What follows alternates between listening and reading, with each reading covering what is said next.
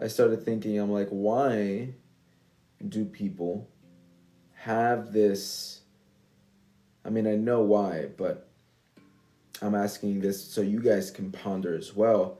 Why do you think people have this disconnection with nature to think that we are supposed to just sit back and watch it? Think about that. They don't want us feeding the animals. They don't want us really doing any. You can't harvest anything because everything's illegal to harvest. You can't move around anything in the forest. That's all illegal. Why would that be? And is that natural? You have to ask yourself this. It's completely against our human nature. Not many people realize that we are many things. We are individual creative beings with some aspect of the all, the universe in us. And we are also another aspect. We have our spiritual, godlike, universal body, light body, self. And then we have our human selves. The self that was built from Mother Earth and her materials. So I say that to say this. One of our purposes here is to be stewards of the land. Okay? And what I mean by that is to interact with the land, to dictate the land, to care for it, but to have an active role in caring for it, to have an active role in maintaining it, growing it, keeping it thriving, not just for us, but for everybody else on this rock. Okay? And when the sooner we realize that, the sooner that we'll let go of this thinking that we should just let nature just be nature. It's crazy because you can't be, with all the destruction that we have done to Mother Earth, with all the deforestation and the poisoning of the waters and the genocide to its animals, human or not. How can we be so aggressive and so active with the destruction of Mother Earth, but we are so passive with the restoration of Mother Earth, with the rebuilding of Mother Earth? That never made sense to me. That never made sense to me. So when I used to, this was years ago, I used to try to plant things everywhere, thinking I can save the world by doing this. And sure enough, everything always got cut down or ripped out. I remember when I went to Puerto Rico last year, I met a man, beautiful man, very wise man, and loved the conversation with him and the wisdom that he shared to me. But there was one thing that kind of stuck with me that I never agreed with and that I never will agree with. And he was just like, the earth is perfect. We fucked it up. I believe that. I agree with that.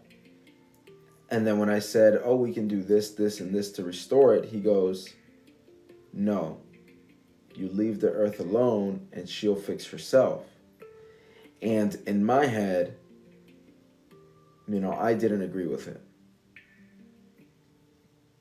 You know what I mean? It's like abusing your partner and then it's up to them entirely to reverse that damage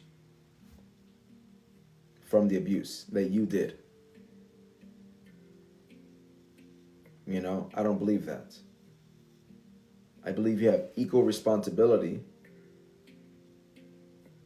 to fix that problem. Fix that fuck up of yours. Especially if we are going to live on the land. And we're going to inhabit this place.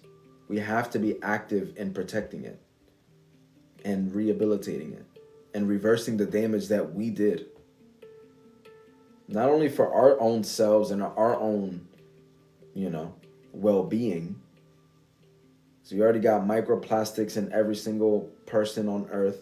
We already got microplastics in almost all parts of the water on Earth.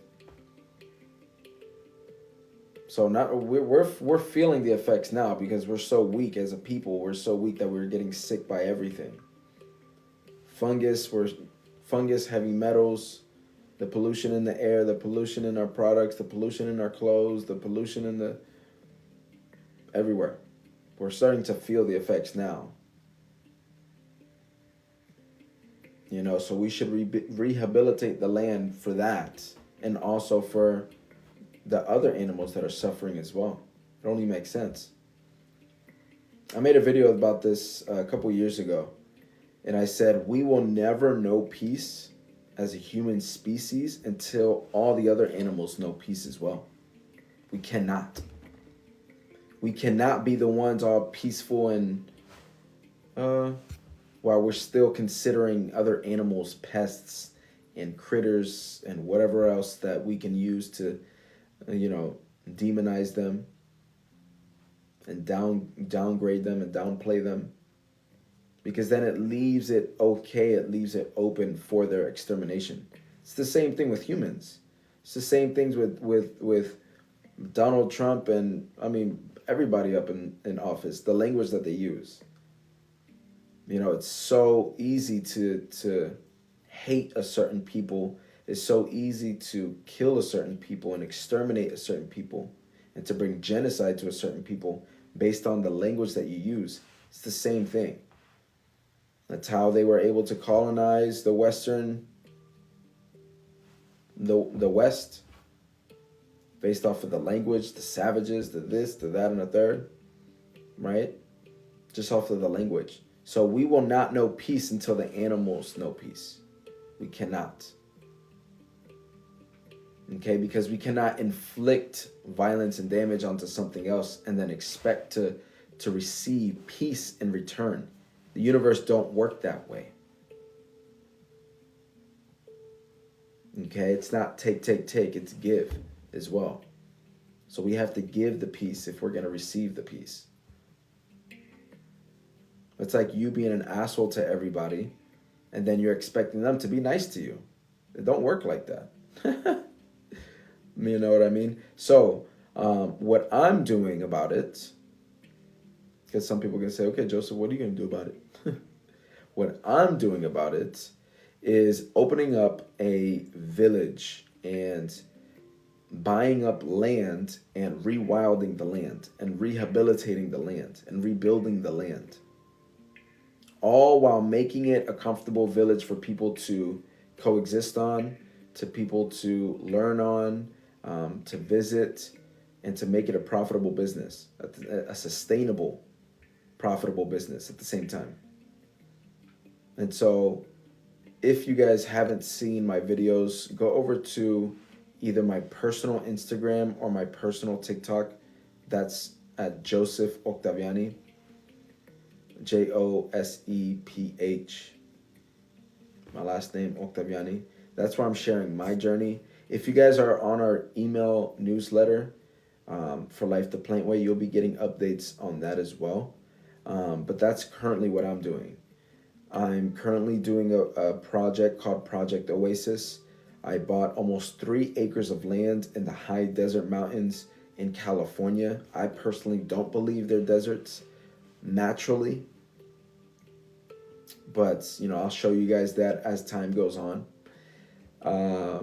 I purchased almost 3 acres of land, and I have been currently rebuilding it for the past 3 months.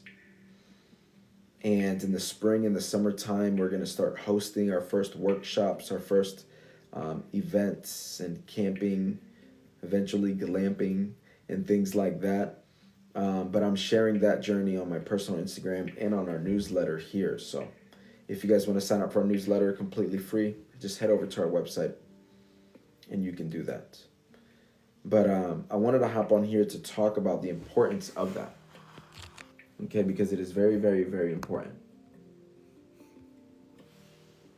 Very, very, very important that we understand that we are stewards of the land. This is what we should be doing. And I'm going to teach you how you can do it while having a sustainable business. I'm not just doing this just for the free, even though I can, even though I have been doing it for a long time for the free, rehabilitating the land.